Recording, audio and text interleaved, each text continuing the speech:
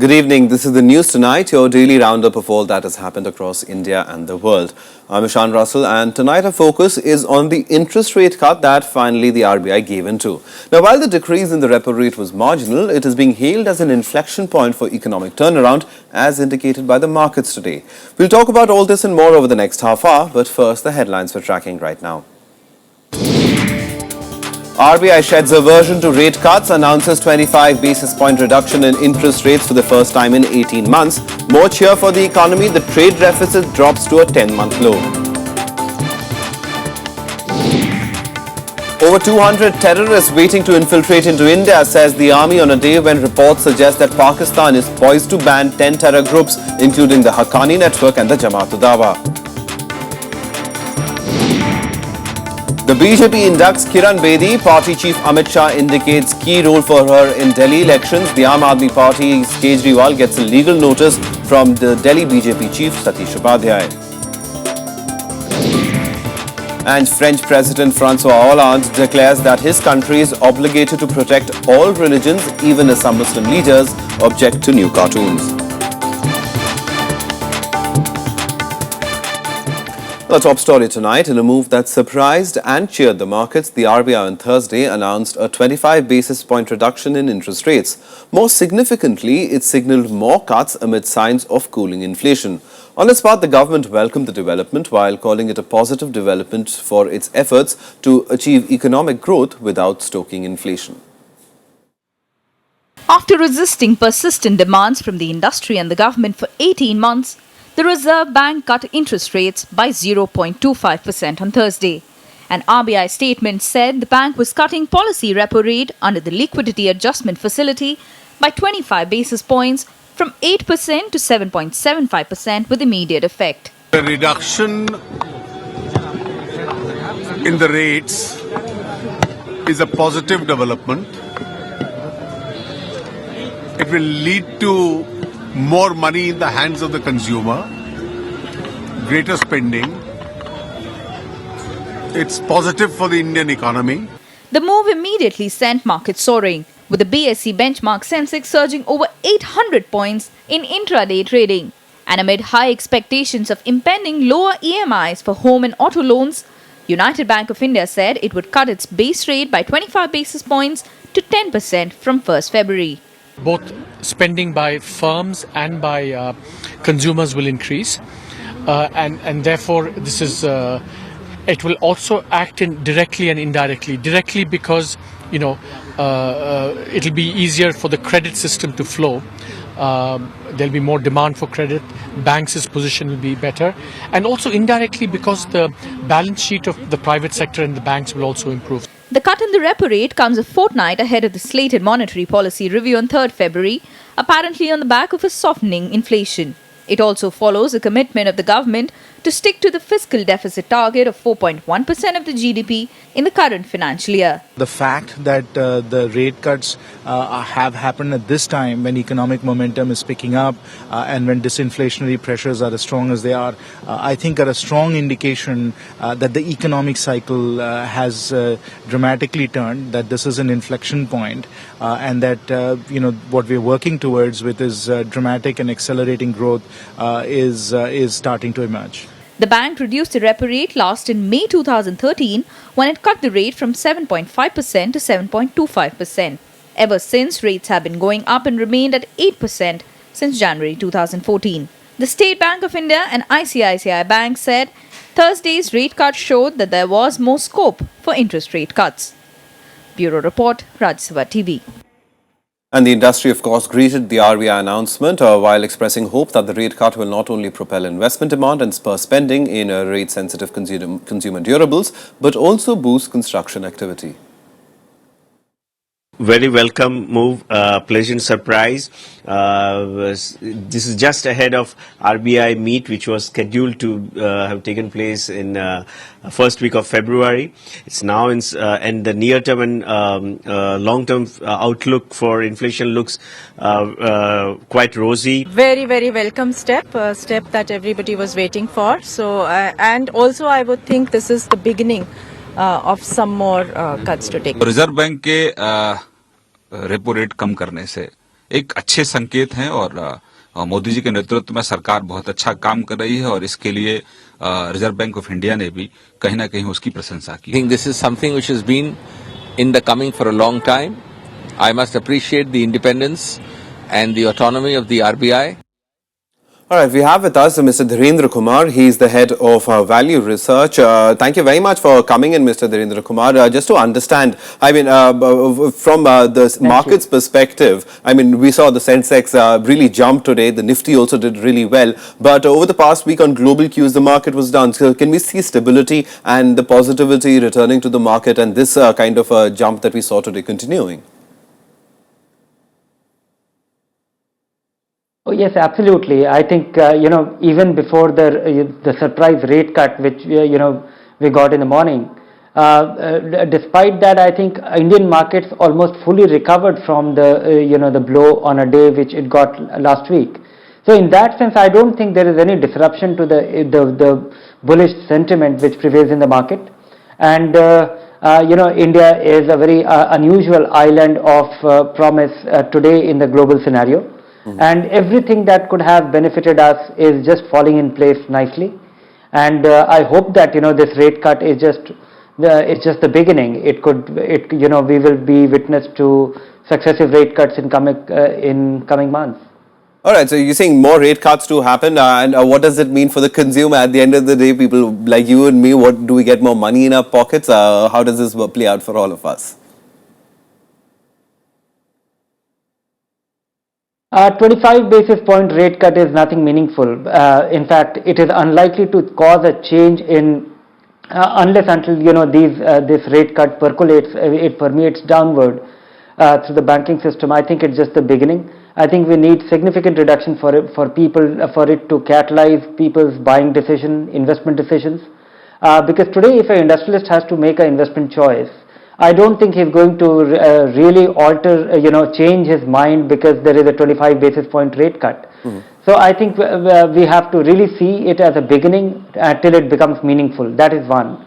The other is that even for consumer, it could be a good sentiment enhancer.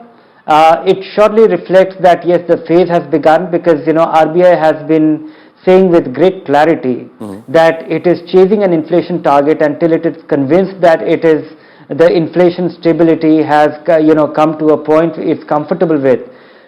Till that point, it is unlikely to budge or change its mind. So in that sense, it is a great pointer that an independent RBI, and it has actually asserted its independence with its view despite a lot of noise and expectation and demands. So in that sense, yes, it is a big change in it's a turnaround in thinking. That part, the surprise element was one of the biggest things in a sense that yesterday evening nobody knew. Yes, the fact that Raghuram Rajan is not sticking to just the monetary policy reviews to make these changes in the rates, and that finally happening. But a very quick question finally, I mean, does this boost investments into India? Does this boost, you were saying overall sentiment certainly would get bolstered by such a move? Definitely it is a big sentiment booster. Besides that, but 25 basis point rate cut in itself is not meaningful. I think what it is pointing to is what is more material. And when you look at it in conjunction, I think we have some big positive surprises coming our way because there is some disconnect between the oil price, the fall in oil prices and the numbers that we see on our current account deficit. Right. I think some fund managers are of the view that we might get a substantially positive surprise there on the deficit front, and that could be another boost to our to the market sentiment once again. All right, and with the budget session of Parliament soon to start and the big budget for the new NDA government about to be tabled, certainly a major push for economic reforms and the economic agenda of the government would happen. Thank you very much, Mr. Dhirendra Kumar, for coming in and explaining us the nuances of this rate cut and the impact on the market. Thank you. All right, moving on now. India's trade deficit declined to a 10-month low of $9.43 billion in December. Now, the decline was mainly due to falling imports because of slump in oil prices. Gold imports showed an increase from last year to $1.34 billion in December, but it is a substantial decline from the previous month. Imports bill declined by 4.8% in December 2013, leading to improvement in the trade balance situation. Exports too fell by 3.8% to $25.4 billion. Oil imports were valued at $9.94 billion, down 28.6% in the corresponding period last year. The trade deficit in December is down 44% compared to November. In December 2013, it was $10.2 billion.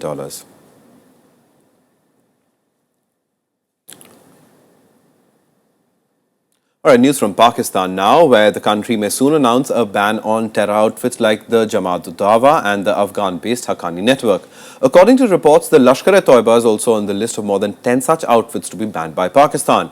Now, the reports have come only days after US Secretary of State John Kerry insisted that Pakistan takes effective action against these groups.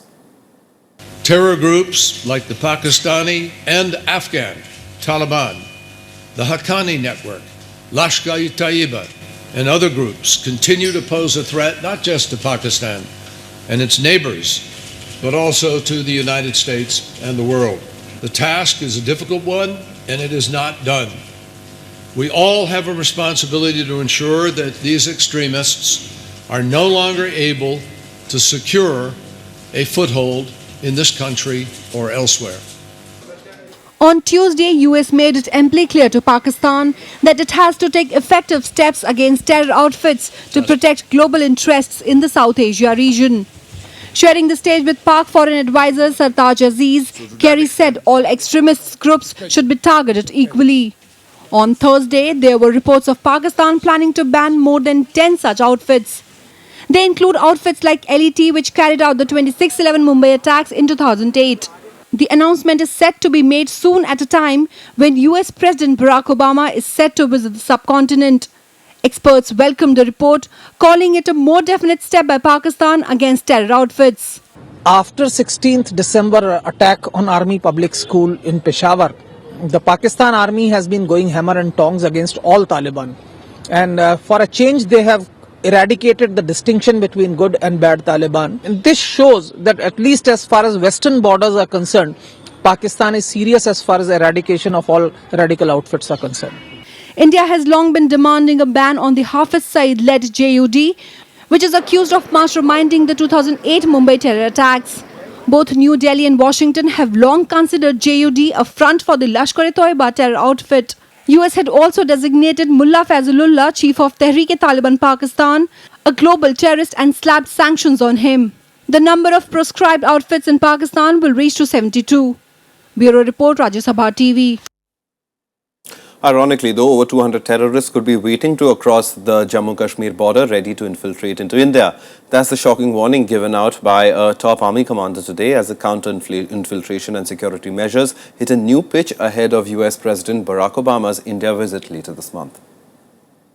तकरीबन 200 militants जो है launch pad और training camp के बीच में जो घूम रहे हैं, ये कोशिश करते हुए कि कब मौका मिले इनको इन्फिल्ट्रेशन के लिए. The assessment sends out a wave of concern. Police took on militants in the valley first on Wednesday, then again on Thursday in armed encounters. On Wednesday, an LET commander was shot dead. A day later, 5 terrorists have been killed in Shopian. More are suspected holed up inside huts. In Kaddar forest area, cordon and search operations are underway after information of terrorists in the area. The army assures that the most acute counter-infiltration measures are firmly in place. As the army chief said yesterday, I would like to reiterate that terrorist infrastructure in POK is intact. Any organization of this kind will definitely have the capacity to strike at certain places, which we'll take care of, and the response will be very, very lethal. Not far away in Surankot, also in the Kashmir Valley, police and special operations group have seized a massive cache of arms and ammunition. Search action is to continue on warnings of more threatening material. ये तकरीबन 3-4 दिन हमारे पास एक specific input आया उस input में जो specific indication थी वो एक पर्टिकुलर प्लेस की थी कि वहाँ पे आर्म्स एम्युनिशन और एक्सप्लोजिव्स का हॉल है along with suspected terrorist movement भी है. Security experts point the finger squarely at Pakistan. ये एनकाउंटर चलते रहेंगे, इसके 2-3 मुख्य कारण हैं. एक तो जॉन कैरी साहब जब आए थे हिंदुस्तान में अभी कुछ दिन पहले, तारिक अजीज से उनसे बात हुई थी कि आप टेररिज्म को कंट्रोल करिए.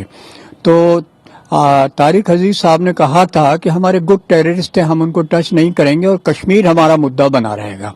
Ahead of US President Barack Obama's India visit for Republic Day, terror warnings have been sounded for army camps, highways, civilian areas and even schools. Security is to go up manifold in the run-up. Bureau Report, Rajya Sabha Television.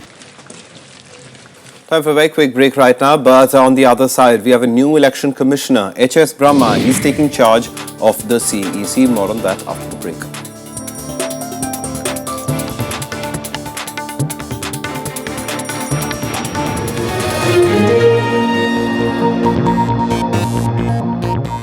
Welcome back here with the news tonight. Now, just days ahead of the Delhi Assembly polls, the BJP got a major boost as former IPS officer and former Nati member Kiran Bedi joined the party fold. The announcement was made by party president Amit Shah, who also confirmed that Bedi would contest the Delhi polls. However, a decision on where she would contest from has not been taken as yet. The BJP may not have formally named Kiran Bedi as its chief ministerial candidate in Delhi, but there were enough indications that the party had found a face for its poll campaign in the national capital.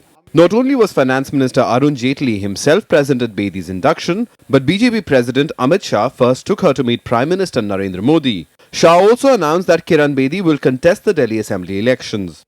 वो Bharatiya Janata party की ओर से चुनाव भी निश्चित लड़ेगी. मुख्यमंत्री कौन बनेगा वो फैसला पार्लियामेंट्री बोर्ड का अधिकार क्षेत्र है. पार्लियामेंट्री बोर्ड इसका निर्णय करेगा. भारतीय जनता पार्टी को ऐसे अनुभवी और विश्वसनीय व्यक्ति के साथ शामिल होने से काफी शक्ति और ताकत मिलेगी. Bedi thanked the party leader, saying her plunge into politics was inspired by Prime Minister Narendra Modi. Her remarks also made it quite clear that the BJP had entrusted her a significant responsibility. ये उनकी inspirational leadership बहुत सारे भारतीयों को बदल रहा है और अब मेरे जैसे व्यक्ति को अगर आज बदला है तो मैं समझती हूँ करोड़ों बदल चुके होंगे. एक नया विश्वास जो मई के बाद जागा है, मई के बाद एक एब्सोल्युटली आउटस्टैंडिंग है.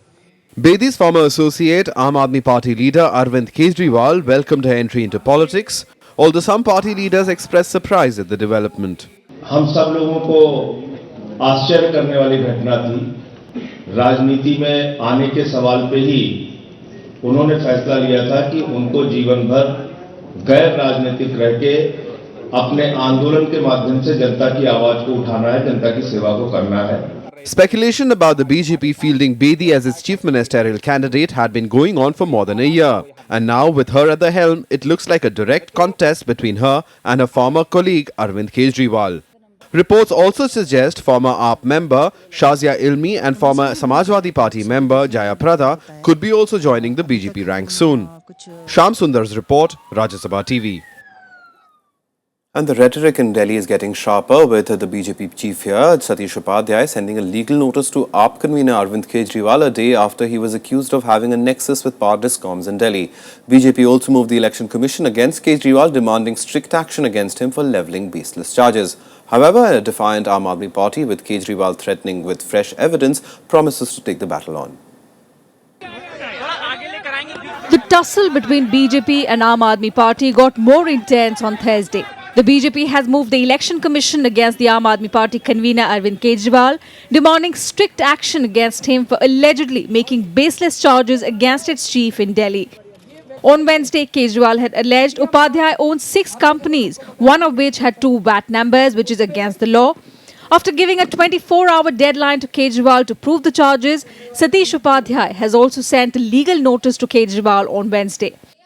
हमने क्रिमिनल डेफेमेशन डाल दिया है, इलेक्शन कमीशन में कंप्लेन कर दी और मैंने कहा है जिन पर्टिकुलर 2 कंपनियों के संदर्भ में उन्होंने कहा था और हमने कहा वो कंपनी एग्जिस्ट नहीं करती, उस पर जिस पर उन्होंने हम पर एलिगेशन लगाए थे या तो वो राजनीति छोड़ दें और या फिर जवाब दें, तो उन्होंने जवाब नहीं दिया, वो पीसी में ही नहीं पहुंचे। अब जनता को तय करना है वो क्या करेंगे, बाकी जो क्रिमिनल प्रोसीडिंग है या जो कानूनी कार्रवाई है उसको हम लगातार करेंगे। What rule or what regulation are they actually going to the Election Commission? What law has been violated?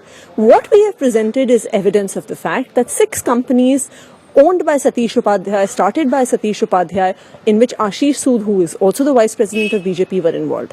Satish Upadhyay himself has only said that he is not involved with 2 of those companies. That means that he is associated with 4 companies. But the Aam Aadmi Party is unfazed by BJP's moves. The party decided to step up the attack on Upadhyay, threatening to expose him with more revelations. उनको अपना skin तो save करना है ना, क्या कहें? अब वो यही कहेंगे मैं अरविंद केजरीवाल के खिलाफ डिफेमेशन करूंगा, यही कह सकते हैं और कुछ कह ही नहीं सकते। ये देश एक बात जानता है कि अरविंद केजरीवाल जब कोई आरोप लगाते हैं तो उसके पीछे प्रमाण होता है, कागज होते हैं, बिना तैयारी किए नहीं करते। The Aam Aadmi Party has also alleged that the BJP had been dilly-dallying over its promise of slashing electricity tariff by 30% in Delhi, but it did not criticize the firms when the CAG had complained that the DISCOMs did not furnish details of their finances. Bureau Report, Rajya Sabha TV. Moving on now, the Railway Ministry today proposed online registration of FIRs and changes in law to ensure seamless security for the Indian Railways. To enhance security on trains, the Railways also decided to allocate 2 berths on each side of the coaches to ex-army personnel. Addressing a conference of DGPs of all states, Railway Minister Suresh Prabhu invited the officers to devise joint strategy to deal with crimes, especially on running trains, often targeted by Maoists. Home Minister Rajnath Singh also assured that his ministry would cooperate and coordinate with the Ministry of Railways to ensure safety and security. There should be a seamless policing. There should be a policing which should be in one unified command, and that's how it should happen. Now, I think that's a challenge we really need to deal with. आप विचार करिए और विचार करने के बाद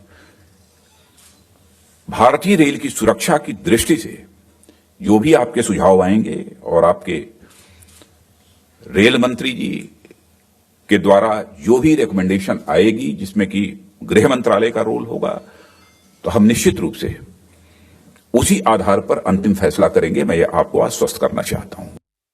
Well, time now for all the other national news and updates in Nationwide. HS Brahma will succeed V.S. Sampath as the next Chief Election Commissioner. Brahma will be the senior most election commissioner. Brahma, who hails from Assam, is a 1975 batch IAS officer of Andhra Pradesh cadre. He'll be holding the office till he turns 65 on the 19th of April this year.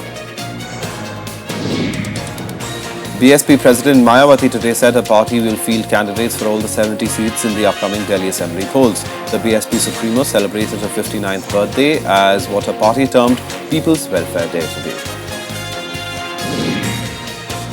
Mukul Roy, the Trinamool Congress leader and General Secretary, offered to resign from all party positions after summons from the CBI in the Sharda Chit Fund case. Roy reportedly said this at a meeting with party chief Mamata Banerjee, who refused his request. And in a setback to the Trinamool Congress ahead of a crucial February 13th by-election, its Minister Manju Krishna Thakur on Thursday quit the party. Manju Krishna is the Refugee Relief and Rehabilitation Minister. He joined the BJP along with his son Subrata Thakur. And international news now, and French President Francois Hollande today said that they were obligated to protect all religions in France, especially Muslims. Hollande said Muslims were the first victims of fanaticism. His reaction followed some Muslim leaders objecting to what they called provocative cartoons featured in the magazine Charlie Hebdo. French President François Hollande reaching out to the Muslim community, thanking them for their solidarity over the terror attacks in Paris. Speaking at the Arab World Institute, Hollande pledged to protect all religions in their land. He said Muslims have been the main victims of extremism. Nous devons aussi rappeler, et chaque fois je l'ai fait, partout où je me suis déplacé dans le monde arabe, que l'islam est compatible avec la démocratie, que nous devons refuser les amalgames et les confusions. Et d'abord en France. Across the Middle East, Muslim leaders have denounced the Paris attack. But some were also angered by the latest edition of the newspaper Charlie Hebdo, calling it an open provocation. Many voices in the Muslim world express the feeling that they have been offended by the republishing of that. That is a healthy and rightful position to take. But no one is calling to take any harmful action against the magazine. The new edition of the paper has a cartoon of a bearded man weeping while holding a sign saying "I am Charlie" with the headline "All is forgiven." In the wake of the attack that killed 17, France is set to announce a set of anti-terrorism measures next week. New resources will be released for surveillance, and France could look at widening the policy of isolating radical prisoners. Bureau Report, Rajya TV. Now for all the other international news, we're tracking Global Buzz. Satellite images of destroyed towns and razed houses have confirmed Boko Haram's widespread destruction and massacres in Nigeria last month. The images show some 3,700 structures damaged or destroyed in Baga and Doron-Baha this month. The Nigerian government has disputed reports that 2,000 people were killed. It has put the death toll at just 150. The FBI has arrested an alleged Islamic State supporter in Ohio over a suspected plot to attack the U.S. Capitol in Washington. Christopher Lee Connell was detained on charges of attempting to kill a U.S. government official. He was allegedly going to set off pipe bombs at the Capitol in Washington, where the Congress sits, and then shoot people as they fled. US-led coalition battling Islamic State group needs to do more to help Iraq and defeat the jihadists. Iraq's parliamentary speaker said this, and that despite airstrikes and other assistance, Iraq was fighting largely on its own. Islamic State militants control large areas of the north and west of the country. Time for all the sports action in Sports Beat. Ballon d'Or winner Cristiano Ronaldo has been named as Portugal's best footballer over the past 100 years by the Portuguese Federation. Ronaldo beat the like of Eusebio and Luis Figo for the award. The ceremony was held as part of the commemoration of the 100th anniversary of the Portuguese Football Federation. Jose Mourinho was voted as the country's best manager at the event. Former Brazilian and Real Madrid striker Ronaldo has hinted that he is interested in coming out of retirement to play for North American Soccer League. He said he is considering a return after recently becoming a minority owner of the club. Ronaldo, who was named FIFA World Player of the Year on 3 occasions, finished his career with the Corinthians in 2011. He held the record for scoring most goals in the World Cup before Germany's Miroslav Klose batted it last year. UAE cemented their place in the Asian Cup quarterfinals after beating Bahrain 2-1. UAE scored the fastest goal of the tournament just 14 seconds into the game. Three-time champion Iran also earned a place in the quarterfinals with a 1-0 win over Qatar. Both the teams will meet each other on Monday to decide the top spot from the group. Well, that's the news tonight. Good night.